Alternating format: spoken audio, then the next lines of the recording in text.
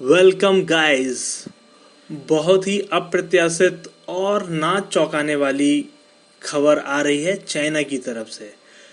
China ने फिर से एक और नई कंट्री तजाकिस्तान पर अपना दावा ठोक दिया है। पता नहीं कितनी जमीन चाहिए इस चाइना को, लेकिन दुनिया अभी भी चाइना की इस मंशा को समझी नहीं है और चाइना को अभी तक काउंटर पूरी तरह से नहीं किया गया है प्रॉपर किसी कंट्री के द्वारा। हालांकि इंडिया काफी अच्छे से काउंटर कर रहा है चाइना को और यूएसए ट्राई कर रहा है कि ट्रेड वार करने का, लेकिन वो काफी दूर है और इंडिया यहाँ पर अपनी कोशिशों में जारी है। जैसा कि गलवान की घाटी में हमने चाइना को मार भगाया, लेकिन ये खबर सामने आते ही ये पूरी दुनिया में एक हड़कंप तो मच ही गया है।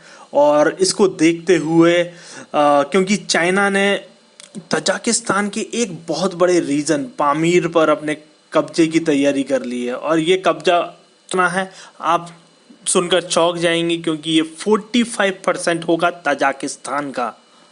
तो आप इस बात को सुनकर ही समझ गए होंगे कि चाइना किस तरह से दूसरी कंट्रीज को बुली करता है, उनको ह्यूमिलेट करता है, उनको परेशान करता है बेमतलब में, सिर्फ जमीन को हथियाने के लिए। और तजाकिस्तान ने इस बार क्या किया है आप सुनकर भी चौंक जाएंगे। उसने कुछ नहीं किया है, क्योंकि तजाकिस्तान की जो कंट्री है बहुत ही छोटी कंट्री है। ये एक हालांकि एक मुस्लिम कंट्री है, ठीक है। और जो तजाकिस्तान है उसके अंदर सिर्फ और सिर्फ 1.3 kilometre square 1.3 lakh kilometre square की जमीन है। एक बहुत ही छोटा देश है। हमारे जो इंडिया में काफी सारे प्रदेश हैं वो भी उससे बड़े हैं। लगभग शुरुआती 8 प्रदेश, जिसमें हम कह सकते हैं कि उड़ीसा जैसा प्रदेश भी तजाकिस्तान से बड़ा है।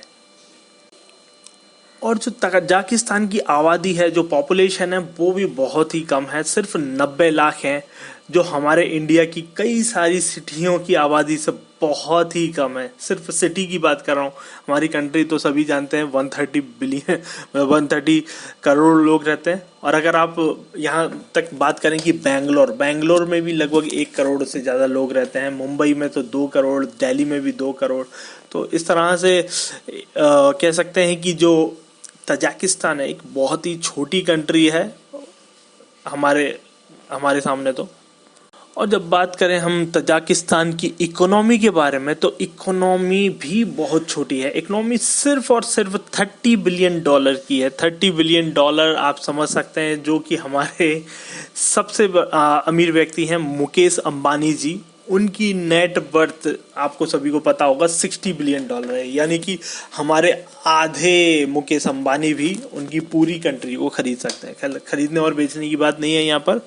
तो लेकिन अभी बात करते हैं हम चाइना की। चाइना ने इस पर किस तरह से अपने कब्जे की तैयारी की है और क्या बात बोली है जिससे कि वो चाइना तजाकिस्तान पर कब्जा करना चाहता है। चाइना की एक आपको पता है सभी को, उनकी पुरानी एक निंजा टेक्निक है जिसके तहत वो किसी भी देश की जमीन को हथियाने के लिए दावा ठोक देते हैं। उन्होंने इस बार एक हिस्टोरिकल दावा किया है कि जो पामीर एक्चुअली में ये पामीर एक हिस्सा है तजाकिस्तान में जो 45% रखता है पूरे तजाकिस्तान का। तो आप सोच सकते हैं कि तजाकिस्तान के 45% यानी कि पामीर हिस्से पर चाइना ने कहा है कि वो उनका है। और ये इसके लिए हिस्टोरिकल रीजन दे रहे हैं कि ये हिस्सा हमारा हुआ करता था, हिस्ट्री में हमसे कब्जा लिया गया है, ठीक है। तो ये तो उनकी पुरानी टेक्निक है, वो यूज कर रहे हैं वो। और इसकी शुरुआत हालांकि चाइना ने बहुत पहले कर दी थी। 2011 से ही ये स्टार्ट कर दिया है। जैसा कि हम देख पा रहे हैं कि इंडिया में भी अभी धीरे धीरे वो स्टार्ट करता है। जैसा कि पहले गलवान की घाटी में आता है, फिर थोड़ा सा हिस्सा 5 फिंगर 8 फिंगर इस तरीके से वो आगे बढ़ता है और फिर पीछे जाता है, फिर आगे आता है। तो ये एक टेक्निक है चाइना की, जो इसको हमें समझना चाहिए, पूरी दुनिया को समझना चाहिए। और इसी टेक्निक का यूज़ किया उसने तजाकिस्तान में 2011 में उसने तजाकिस्तान की 1000 किलोमीटर स्क्वायर की ज़मीन को, पामीर के हिस्सा, जो पामीर है तजाकिस्तान का, उसको अपने में मिलवा लिया ज़बरदस्ती से तजाकिस्तान से। वो छोटा देश है तो उसने हालांकि कुछ नहीं कहा उस टाइम पे, उसने सोचा चलो 1000 किलोमीटर जा रहा है, लेकिन 1000 किलोमीटर भी बहुत बड़ा ज़मीन होता है।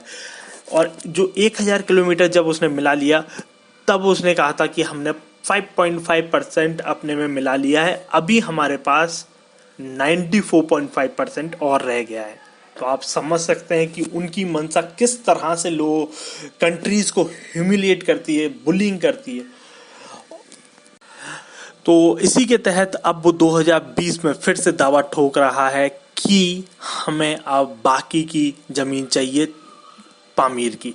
और अब ये देखने वाली बात होगी कि किस तरह से तजाकिस्तान इस चाइना रूपी दैत्य से लड़ पाएगा कि नहीं लड़ पाएगा, क्योंकि तजाकिस्तान की इकोनॉमी और कह सकते हैं कि सैन्य बल दोनों ही बहुत ही कमजोर है चाइना के सामने।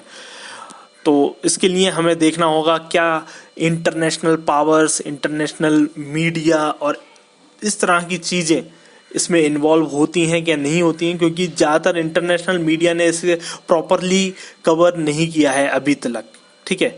और जो ताजिकिस्तान है वहाँ की गवर्नमेंट भी इतनी पावरफुल नहीं है कि वो चाइना को टैकल कर पाए। तो इसके लिए अब हमें लगता है कि हाँ, या तो हम इंडिया ताजिकिस्तान की हेल्प करें और उसे अपने साइड में लाएं, क्योंकि चाइना को अब तक हमने देखा है कि किस तरह से उसने स्ट्रिंग्स ऑफ पर्ल्स बनाए हैं। तो ये अब हमारी बारी है कि हम किस तरह से मोतियों की माला जड़ के अब चाइना को भी एनसर्कल करें मिडिल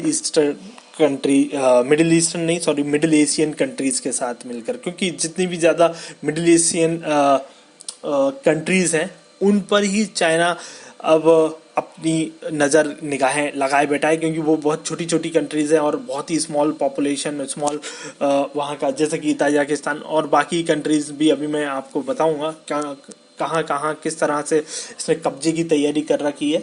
लेकिन अभी ताजिकिस्तान के बारे में बात चल रही है, तो हम यहाँ पर इस टॉपिक को ख़त्म करते हैं और देखते हैं कि आगे क्या होता है। तो इसी तरह के ज़रूरी इंटरनेशनल खबरों के लिए आप जुड़े रहिए हमारे शॉर्टकट इंडिया न्यूज़ की तरह चैनल पर। और धन्यवाद, शुक्रिया, वंदे मातरम।